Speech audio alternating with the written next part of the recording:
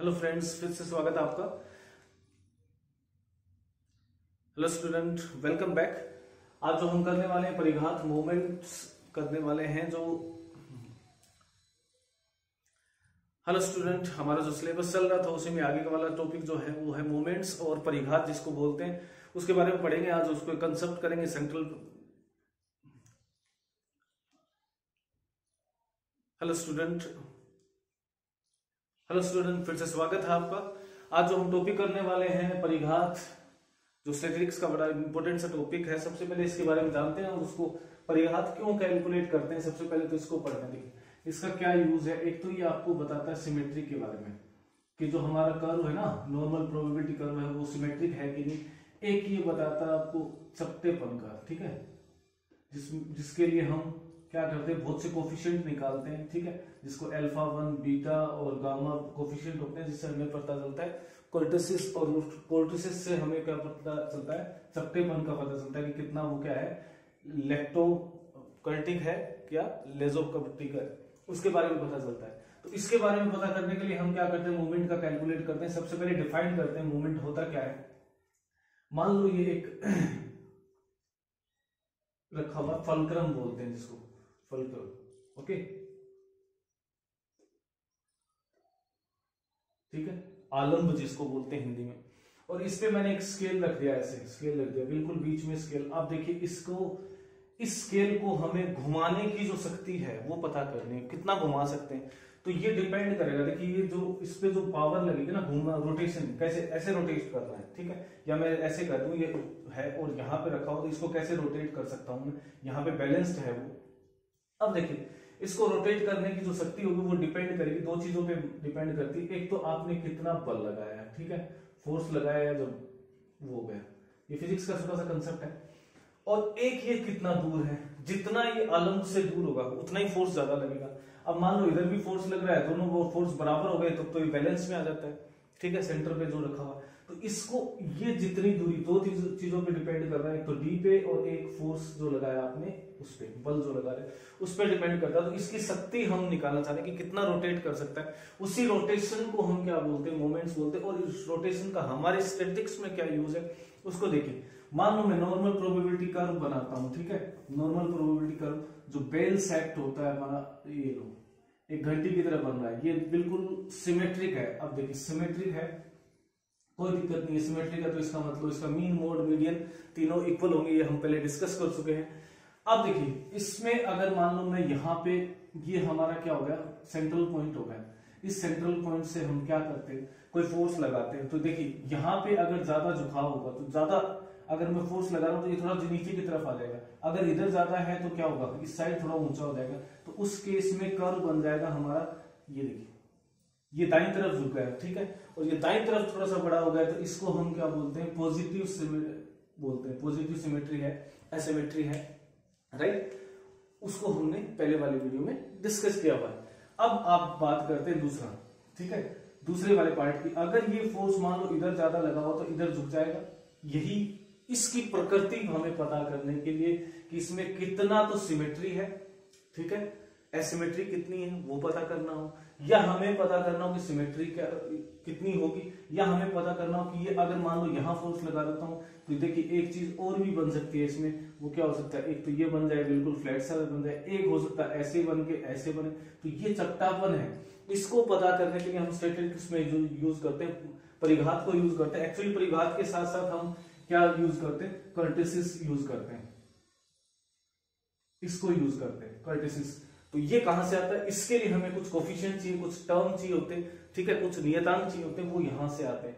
अब बात करते हैं मोमेंट की। मोमेंट को डिफाइन करते हैं। देखिए मोमेंट का मतलब क्या होगा, मोमेंट हो गया आपका जो फोर्स लग रहा है उसको डिस्टेंस से गुणा करते हैं, फोर्स इंटू डिस्टेंस होता है, उसको हम क्या बोलते हैं, बल भी बोल सकते हैं, या इसके आघूर्ण की यानी इसके रोटेशन की जो शक्ति है वो पता चल जाती है हमें। तो इसी का यूज करते हैं हम इसको करने के लिए। और क्या करेंगे, देखिए सबसे पहले दो तरह के हमारे पास होते हैं, क्या, परिघात। सबसे पहले तो अगर मान लो मैं मीन से निकालता हूं, मीन से कैलकुलेट करता हूं, यानी मीन को सेंटर में रखता हूं, यहां मैंने मीन मान लिया, ठीक है, ये मेरा मीन है। अगर वो क्या है, ये वैल्यू, सॉरी, ये वैल्यू जो है वो मीन है, राइट। अगर ये सिमेट्रिक है, बिल्कुल सिमेट्रिक है, उससे सिमेट्रिक का पता चल गया हमें। तो मीन से जब मैं इसका आघूर्ण निकालता हूं, आघूर्ण कैसे, जैसे इस पॉइंट पे देखना चाह रहा हूं मैं क्या वैल्यू होगी, तो ये मेरी डिस्टेंस होगी, ठीक है, जिसको हम क्या बोलते हैं स्टैटिस्टिक्स में बोलते हैं डेविएशन। तो डेविएशन आ गया मेरे पास, इस डेविएशन को इस पॉइंट पे निकाला, इस पॉइंट पे निकाला, इस पे निकाला, इस पे निकाला, एक तरफ पॉजिटिव तरफ और यहाँ पे नेगेटिव की तरफ मान ले निकालते। तो जो हमने सबका जितने भी पॉइंट लिए यहाँ पे अलग अलग पॉइंट हो गए, डिस्ट्रीब्यूशन हो गए हमारे, जिसको एक्स से लिखते हैं ना, x1 x2 और x3 x4 ऐसे लिखते हैं। तो कुछ क्या होंगे, बिखराव होता है, बिखराव में क्या हो, कुछ आपके कम होंगी वैल्यू मीन से, कुछ ज्यादा वैल्यू होंगी, तो उनका जो करते हैं उनका निकाल लेते हैं और उनका टोटल निकाल लेते हैं, तो ये सम ऑफ डेविएशन बन जाएगा। अब मैं इनका एवरेज निकाल लेता हूं, ठीक है, इनका एवरेज निकालूंगा तो क्या करूंगा, नंबर ऑफ ऑब्जर्वेशन से डिवाइड कर दूंगा, और जब नंबर ऑफ ऑब्जर्वेशन डिवाइड कर दिया तो आप ये कहोगे सर ये तो क्या है, मीन की तरह ही आता है। बिल्कुल, अगर ये value deviation D sigma D नहीं लेता तो ये क्या है, डेविएशन को बता रहा है, और ये डेविएशन मीन से जब डेविएशन लेते हैं तो हमें पता है कि सिग्मा डी, सर मीन से तो बिल्कुल, हाँ बिल्कुल जीरो होता है। अगर मीन से किसी भी एग्जैक्ट मीन, अर्थमेटिकल मीन से अगर मैं डेविएशन निकालता हूँ सभी ऑब्जर्वेशन का, वो हमेशा क्या होता है, जीरो होता है, हमें पता है। तो इसकी वैल्यू क्या आएगी, जीरो आएगी। इसी को हम क्या बोलते हैं, फर्स्ट क्या बोलते हैं, परिघात बोलते हैं, फर्स्ट, क्योंकि इसमें एक ही घात का प्रयोग किया हुआ, पावर जो है डी पे वो 1 है, ये हमारा फर्स्ट होगा। क्योंकि मीन से निकाल रहा हूं तो इसको सेंट्रल क्या बोलते हैं, सेंट्रल, ये वर्ड यूज करते हैं, केंद्रीय, ठीक है, सेंट्रल मोमेंट्स। और जब सेंट्रल मोमेंट्स की बात करते हैं तो हम इसको रिप्रेजेंट करते हैं मीन 1 से, ठीक है, ये सिंबल होगा।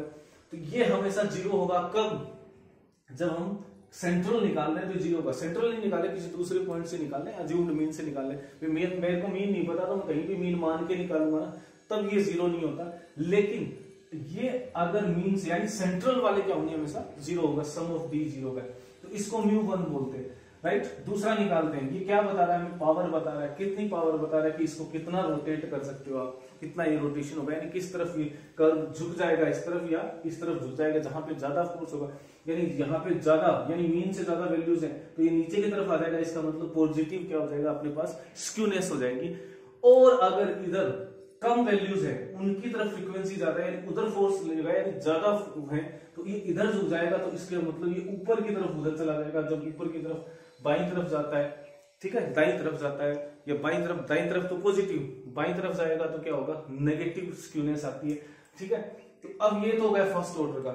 अगर मैं इसका स्क्वायर कर देता हूं, स्क्वायर कर देता हूं, समझिए, स्क्वायर कर दिया तो क्या हो गया, d की पावर 2 हो गई, इसका मतलब मॉडुलस की तरह आ गया, प्लस और माइनस खत्म हो गया, कोई बात नहीं। लेकिन अगर इसकी वैल्यू लेता हूं तो हमें, सर ये तो हमने पढ़ा हुआ, क्या पढ़ा हुआ, sigma D square. Sigma D square क्या होता है भाई, डेविएशन का स्क्वायर, और डेविएशन का स्क्वायर उसको n से डिवाइड करते हैं, सर इसको तो वेरिएंस बोलते हैं, बिल्कुल वेरिएंस बोलेंगे, सिग्मा स्क्वायर बोल देते हैं, और इसको लिखते हैं सेकंड μ2, यानी central moment number 2, okay, second moment हो गया, किससे, इसको μ2 से लिखेंगे।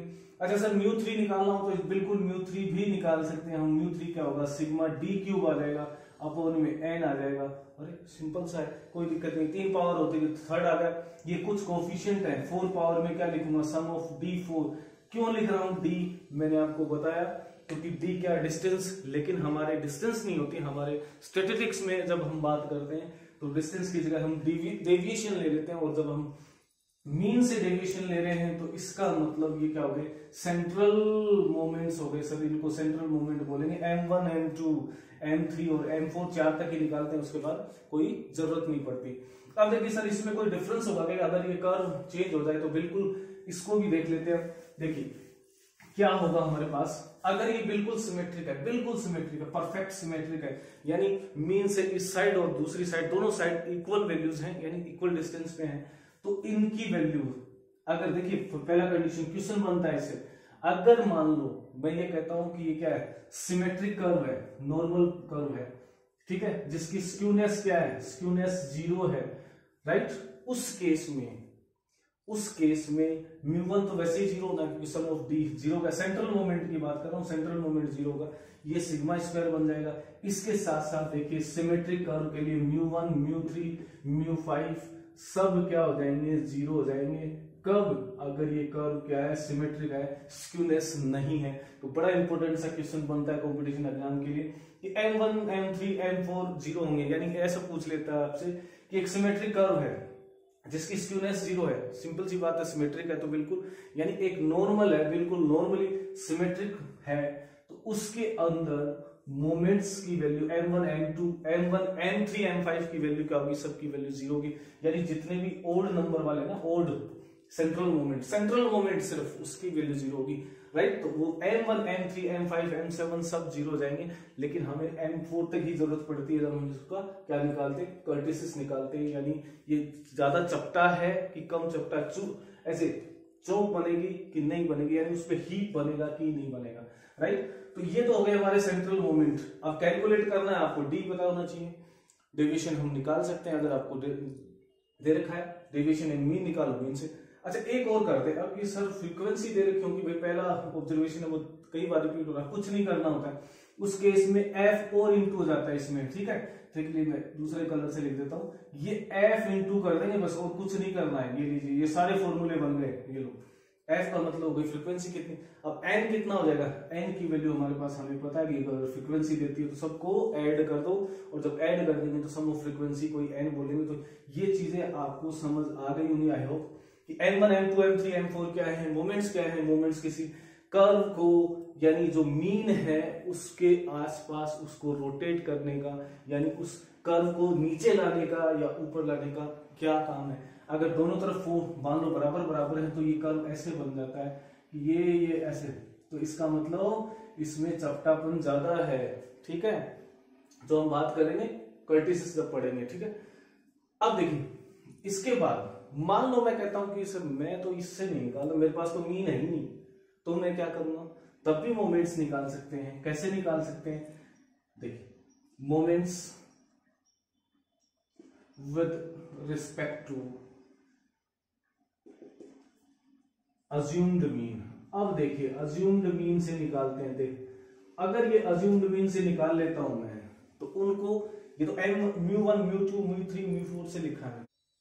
तो चलिए बात करते हैं moment with respect to assumed mean. Assumed mean से कैसे मोमेंट निकालेंगे, तो उसको हम क्या करते हैं, देखिए डेविएशन है हमारा dx, x लेंगे, क्यों, समेशन ले लेते हैं, अपॉन n लेते हैं, ये v1 बन जाता है, आपको v1 से डिनोट कर देते हैं, वैसे न्यू भी बोलते हैं इसको, v1 या न्यू, ऐसा थोड़ा सा ऐसा बन जाता है न्यू, ये थोड़ा सा, ठीक है, ये v की तरह ही होता है, लेकिन v नहीं है, न्यू है, या v1 मान लो आपको। तो ये देखिए, ये तो क्या होगा, सेंट्रल मोमेंट कब है, जब हम मीन से निकालते हैं, ठीक है। यहाँ पे हम किससे निकाल रहे हैं, अज्यूम्ड मीन से, यानी आपका वैल्यू है dx किसके इक्वल है, x माइनस ए अपॉन n, ये लिख देंगे, कोई दिक्कत नहीं है। डेविएशन किससे निकल रहा है, मीन की बजाय अज्यूम्ड मीन से निकलेगा। अगर सेकंड ऑर्डर का होगा तो ये अब सेंट्रल नहीं है, ये मोमेंट्स हैं, किस पॉइंट के रिस्पेक्ट में, ए पॉइंट के रिस्पेक्ट में। ए क्या है, अज्यूम्ड मीन हो सकता है, किसी को भी आप मान सकते हो कि अज्यूम्ड मीन है, उससे निकाल सकते हैं। v2 देखिए, sum of dx square upon n, ये क्या हो जाएगा, sum of x minus a square upon n, ठीक है, अज्यूम्ड मीन से निकालते हैं।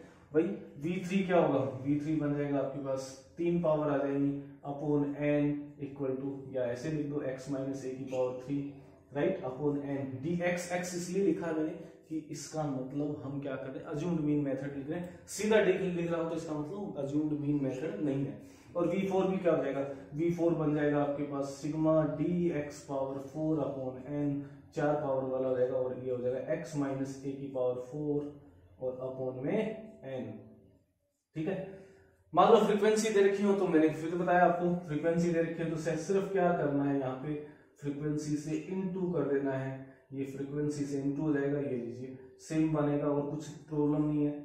ये क्या है, ये एक उस पॉइंट से मीन अज्यूम्ड मीन है, जैसे कैसे कि इसको मैंने क्या था, फलक्रम बना था, ठीक है, आलम्ब जिसको बोलते हैं। अगर मान लो मैं यहां ले लेता आलम्ब, यहाँ पे ये वाला पॉइंट ले लेता, मेरे को पता नहीं है मीन कहाँ है, तो ये जो पॉइंट लूंगा तो इसको मैं ए लिखूंगा, अज्यूम्ड मीन जिसको बोलते हैं। ये थोड़ा सा देखिए, ये अज्यूम्ड मीन है। अब मैं जो निकालूंगा, तो क्योंकि ये मीन से नहीं है इसलिए इनको v1 v2 v3 4, तो क्या इन दोनों में कोई रिलेशन है, बिल्कुल हो सकता है। रिलेशन की भी बात करेंगे, कैसे रिलेशन निकालेंगे, इसको हम केंद्रीय परिघात में कैसे कन्वर्ट करें या कि सेंट्रल मोमेंट में कैसे कन्वर्ट करें उसकी भी बात करें। उससे पहले देखिए, सबसे पहले इस पार्ट को देखते हैं, ये वाला पार्ट देखते हैं। V1 क्या है?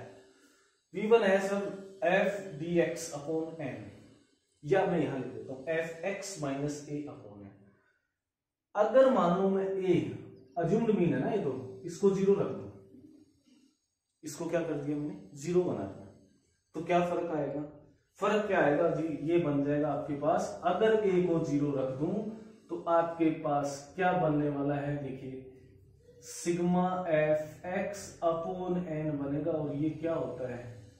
ये तो sir sum of frequency upon में number of frequency, number of observation है, एन मतलब सिग्मा एफ है। तो क्या ये मीन नहीं है? बिल्कुल मीन है।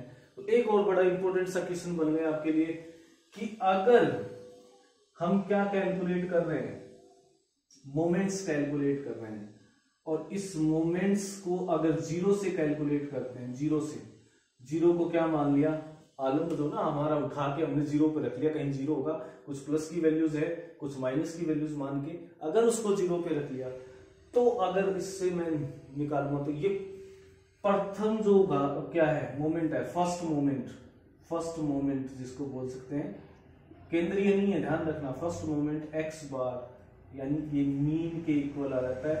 कब? जब अज्यूम्ड मीन 0, यानी अगर 0 से कैलकुलेट करेंगे मोमेंट्स को, तो वो हमेशा क्या देगा, हमें अर्थमेटिकल मीन देगा। एक इंपॉर्टेंट सा क्वेश्चन बन गया, ध्यान रखना कि अगर आपसे पूछ ले कि अज्यूम ये मीन अगर मूल बिंदु या शून्य से क्या करें, गणना करें, तो प्रथम परिघात किसके इक्वल होगा? समांतर माध्य के इक्वल होगा, ध्यान रखना। और अगर इसमें a को 0 रख दूं तो क्या बनेगा?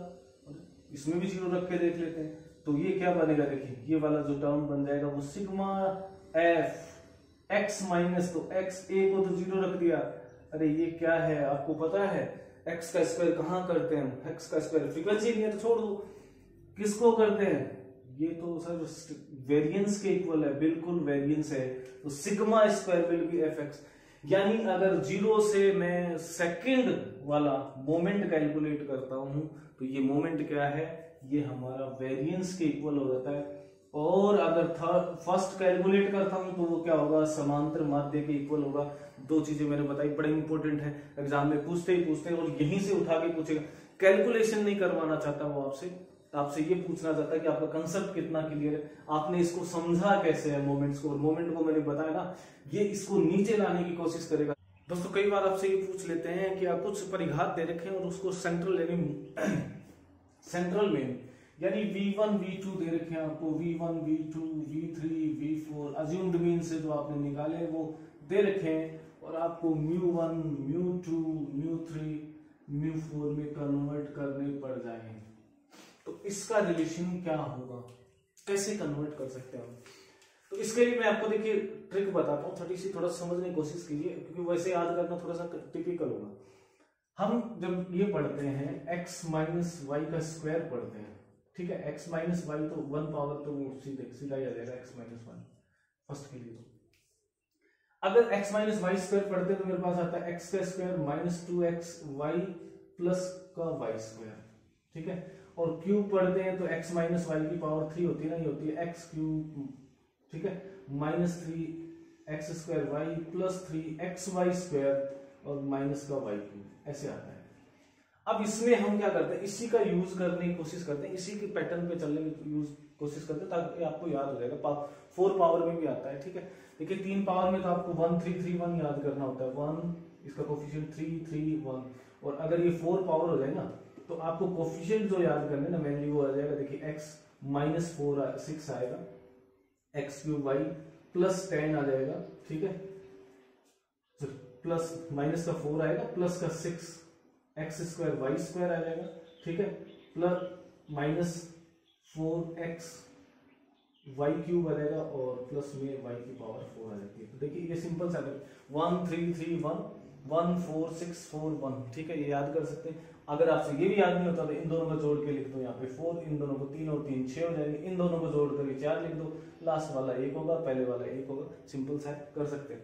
इसी का यूज करके कन्वर्ट करते हैं। देखिए कैसे कन्वर्ट करेंगे। सबसे पहले तो मैं μ1 की बात करता हूँ। μ1 क्या है, देखिए फर्स्ट एक्स वाई को मैंने क्या लिखा, एक्स की जगह मैं क्या लिख दूंगा v1, एक्स इसके लिए v1, तो ये तो 0 आ जाएगा। क्यों आ जाएगा 0, आपको पता है फर्स्ट मोमेंट, क्योंकि वो डेविएशन से में से डेविएशन को माइनस कर रहा है, a से a कैंसिल होगा, कोई दिक्कत नहीं है। μ2 की बात करते हैं। μ2 में देखिए इस 2 पावर वाले टर्म को देखिए, आपको याद करना थोड़ा इजी हो जाएगा बिल्कुल। X square minus 2xy plus Y square, X square का मतलब क्या होगा v2, ठीक है, लिख दिया आपने, कोई दिक्कत नहीं है, इस पे स्क्वायर नहीं लिखना है, कोई पावर नहीं लिखनी है। Minus 2v2 v1 plus v1। अब आपको क्या करना है, देखिए v1 स्क्वायर ये आ जाएगा, कोई दिक्कत नहीं, सिंपल सा है। v2 देखिए v2 और v1 रखा ही आ जाएगा आपके पास।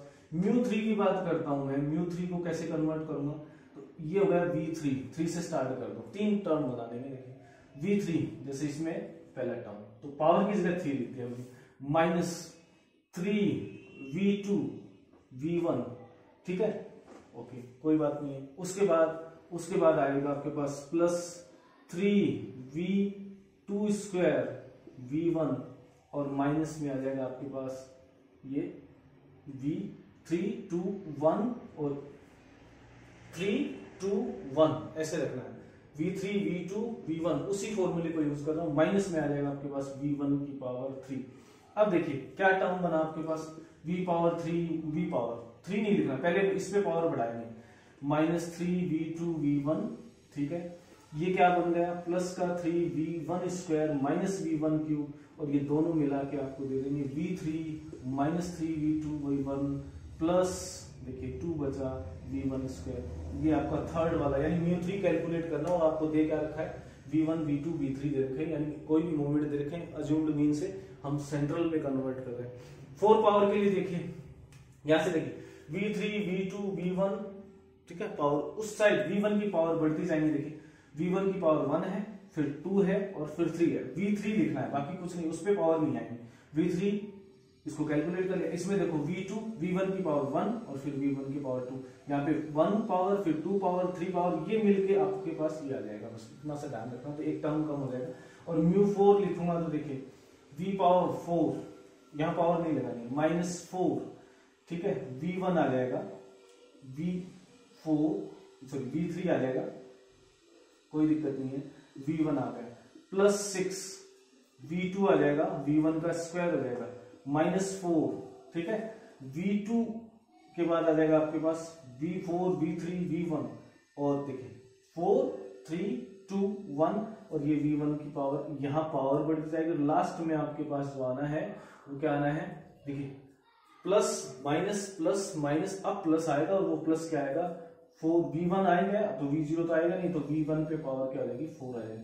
यहाँ पे देखिए बस इसको ध्यान रखना, 4 पावर 3 2 और v1, और यहाँ पे v1 बचाइए, इसमें v1 पहले में v1 नहीं आ रहा, फिर v1 की पावर क्या होगी, 1 होगी, फिर 2 पावर, फिर 3 पावर, फिर 4 पावर। देखिए y के लिए देखते हैं, y की पावर 1 2 3 4, y की पावर इसमें देखते हैं, मतलब 1 पावर नहीं है, 1 पावर 2 पावर 3 पावर, वही कर रहा हूँ। v1 की पावर 1, v1 की पावर 2, v1 की पावर 3, v1 की पावर 4, और यहाँ पे माइनस 4, वो तो कोफिशिएंट है, v3 v2, v4 से स्टार्ट किया, v3 v2 v1, ठीक है। अब आप कहोगे सर ये पावर क्यों नहीं लगा रहे आप, पावर तो लग गई पहले ही, क्यों लग गई, देखिए v4 का मतलब ही क्या था, सिग्मा d पावर 4, इसलिए हमने पावर नहीं लगाई, पावर तो पहले लगेंगे, v4 का मतलब 4 पावर से, ये ध्यान रखना। अब इसको देखो, ये सेम बन गया ना, v1 और v1 कितनी पावर होगी, 4 पावर हो जाएंगी, तो ये बन गया आपके पास v1 minus 4 v3 v1 plus 6 v2 v1, okay, minus का 4 v1 पावर 3 और प्लस का 4 v1 पावर 4, सो ये भी 4 होगी, 3 and 1 4 पावर, तो ये कुल मिला के आपके पास आ जाएगा v4 minus 4 v3 v1 plus 6 v2 v1, और ये आ गया माइनस का 3 v1 पावर 4।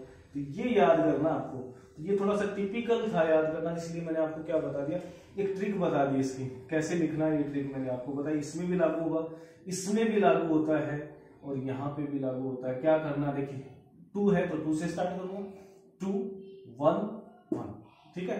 ये भी देखिए 1 बन जाएगा, V1 सॉरी ये V1 बनेगा और लास्ट में आ जाएगा आपके पास V2 माइनस, देखिए 2 है और प्लस का V1 की पावर 2 हो जाएगा ना, ये भी 2 है तो माइनस का V1 स्क्वायर ये आएगा आपके पास। तो आई होप यू अंडरस्टैंड, आपको समझ आ गया होगा।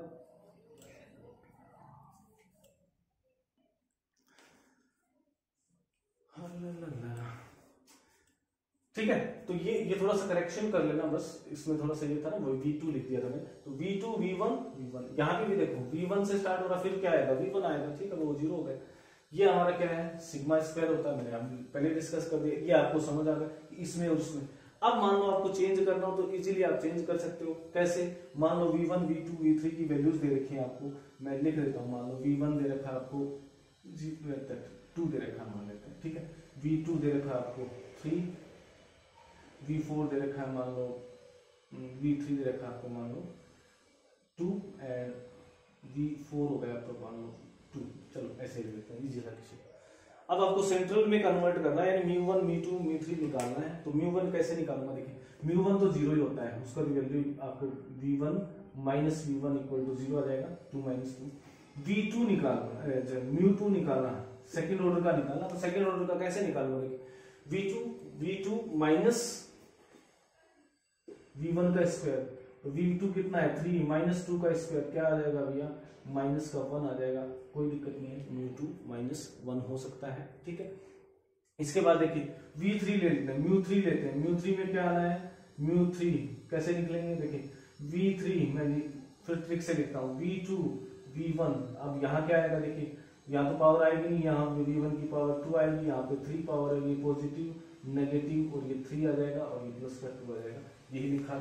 देखिए V3 minus 3 V2 V1 plus 2 V1, ठीक है। अब वैल्यूज रख देते हैं, V3 कितना है 3 का स्क्वायर, V3 कितना है 2 है, 2 माइनस 3 इंटू V2 3 आ गया, V1 का स्क्वायर कितना हो गया, V1 का स्क्वायर होगा 4 प्लस 2 इंटू V1 की पावर यानी 2 की पावर 3 और ये कुल मिला के आ गया 2 माइनस 9 36 प्लस 8 2 जा 16 और ये आ जाएगा आपके पास 18, माइनस कर देंगे तो माइनस का 18 आ गया, μ3 μ4 कितना हो गया, ठीक है। अब देखिए नेगेटिव आ रहा है ना ये वैल्यू, इसका मतलब क्या है, आपकी स्क्यूनेस नेगेटिव है, क्योंकि इस तरफ जो कर्व बना था उसके इस तरफ झुकाव ऐसे ऊंचा उठ रहा है। और μ4 क्या हो जाएगा, μ4 में आप वैल्यू रख दो, V4 देखिए ये रहा V4, मैं लिख देता हूँ V4 minus 4 V3 V1 plus 6 V2 V1 square plus minus 3 आ जाएगा, क्योंकि ये कैंसिल हो जाता है ना वो, देखिए 3 V1 पावर 4, ये 1 पावर 2 पावर और ये 4 पावर, 3 पावर तो गायब हो गई, इक्वल आ जाएगा। अब वैल्यू रखते हैं V4 है 2 minus 4 into V3 2 into V1 2 plus 6 V2 3 2 का square minus 3 into V1 into की पावर 4, इसको आप कैलकुलेट कर सकते हैं। तो इजिली आपने जो आपको मोमेंट्स दे रखे थे उसको किस में कन्वर्ट कर लिया, इसमें कन्वर्ट कर लिया। क्या हम इसको इसमें कन्वर्ट कर सकते हैं, भैया हमने क्या किया, सेंट्रल मोमेंट निकाले, क्या इस सेंट्रल मोमेंट को इसमें भी कन्वर्ट कर सकते हैं, कर सकते हैं। थोड़ा सा डिफरेंस आता है उसमें, यहाँ पे μ2 μ1 ये आ जाते हैं और टेस्ट लगा देते हैं, कोई जगह चेंज नहीं करना होता है। तो आपको समझ आ रहा होगा। देखिए 2-3 क्वेश्चन मैंने बताया आपको कि अगर अज्यूम्ड मीन 0 है तो पहले तो क्या हो जाएगा, पहला मोमेंट जो होगा कौन सा, ये वाले V1 V2 V3, ये तो क्या हो जाएगा अर्थमेटिकल मीन होगा, ये स्टैंडर्ड डेविएशन का स्क्वायर यानी वेरिएंस हो जाएगा।